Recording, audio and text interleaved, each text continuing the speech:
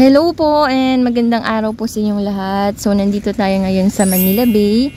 Dito po sa Dolomite Beach. Nandito tayo ngayon sa Phase 1. Dito po sa may rock formation. Nag-update po tayo doon kanina. Pero pabalik na po tayo doon sa mga kababayan po natin. Medyo madami-dami na kahit napakainit.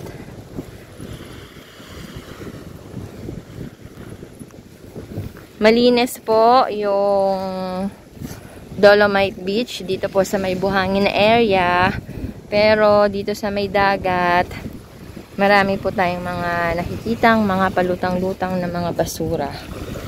So hopefully makuha na to. And then check natin kung may mga makikita tayong mga halaan at mga tahong. So wala po gaano. Mga tahong shells meron.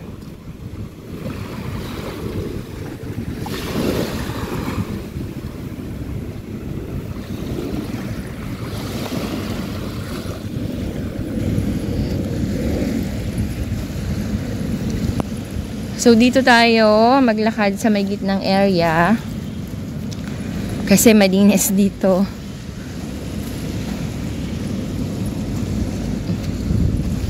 Pero may mga nakikita pa rin tayo ng mga plastic pero hindi na po ganoon kadami dito sa may buhangin. Sobrang konti na lang. Unlike dun sa may dagat na area, medyo madami-dami pa po.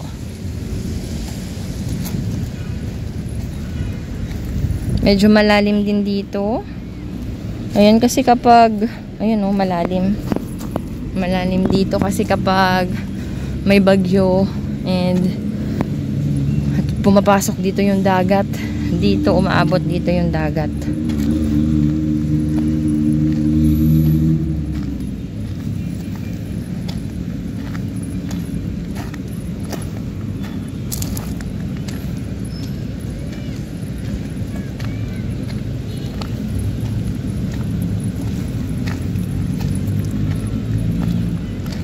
Punta tayo doon sa may Mandamos office. Mag-update po tayo doon. Kasi may mga nakikita po tayong mga sako-sakong mga basura. Baka yun po yung nakuha dito sa Dolomite Beach nung masamaang panahon. Ito yung malaking bato dito. Grabe, sobrang init.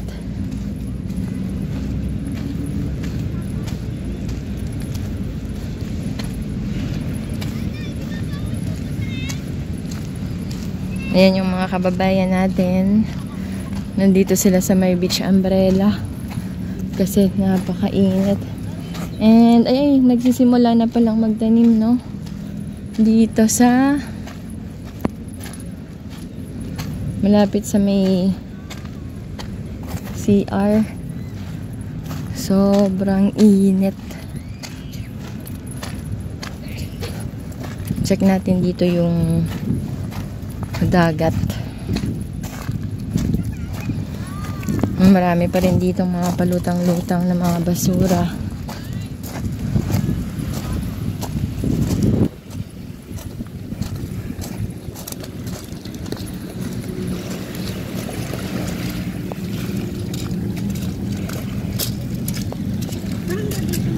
Ayan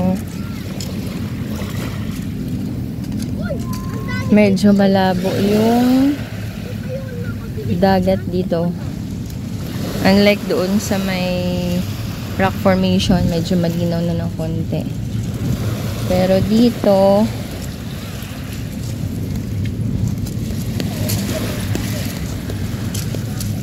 medyo malabo. Tsaka madami yung mga basura.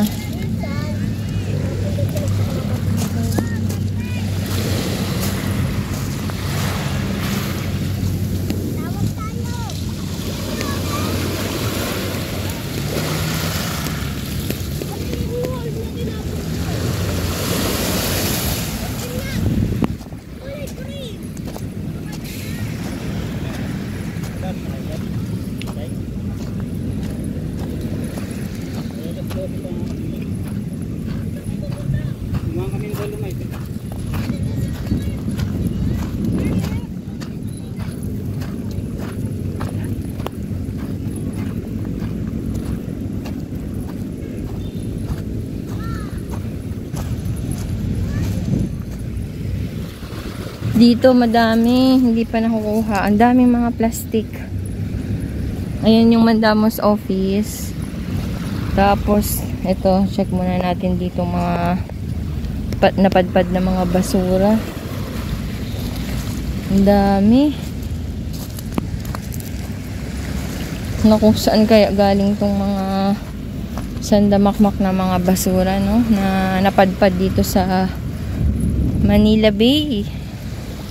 Lalong-lalo na dito sa Dolomite Beach. Kawawa na naman po yung dagat. Yan, no? Kumpul-kumpul na mga basura. Pero dito po banda sa may dagat na area, wala naman na po gaano. Ang madami dito po sa may tabing dagat. Ayan. Super dami. Pero may mga area po na malinis na. May black sand na dito. Oh. Hindi na siya gray. Black na. Black sand na. Ayan, ito dito medyo malinis.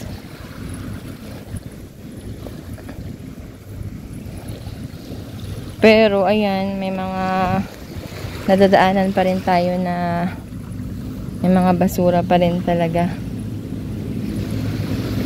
Ang lawak dito ng black sand na, hindi na siya gray sand.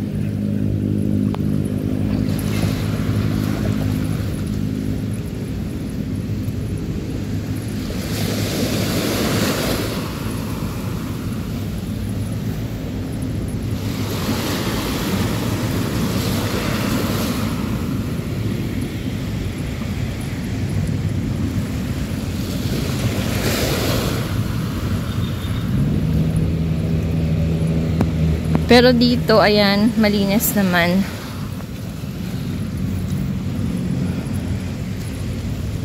So, malawak na po yung merong gray sand, merong black sand, merong white sand. So, halo-halo na.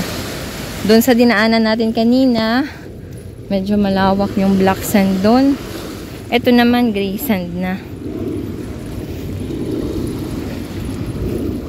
Dito, banda malapit na tayo sa may phase 2. Marami pa rin po yung mga basura. Ano ko, may isda.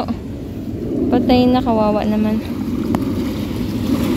Ayan o, ang dami dito. Mga palutang-lutang na mga basura. Medyo malinis sana, malinaw sana yung dagat, kaya lang madami po yung mga palutang-lutang na mga ba't ibang klase ng mga basura. Ayan o, ang dami. Tapos meron tayong natatanaw, meron na namang trash boom. So ito yung inanod, no, nung malakas yung hampas ng alon. So possible na nakakapasok talaga yung basura kasi wala na po yung nakaharang. Andito na sa may tabing dagat, inanod na. Grabe, ang dami ditong basura. Ayan o, tingnan nyo. Colorful. O, tingnan nyo. Tutok muna natin dito yung camera natin para makita nyo kung gaano kadami yung mga palutang-lutang dito sa may phase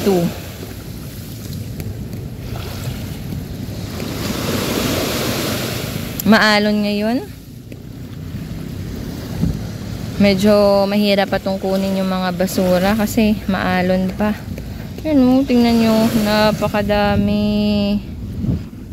Doon tayo kanina galing sa phase 1. Tapos, ayan, eto. Dami dito pala.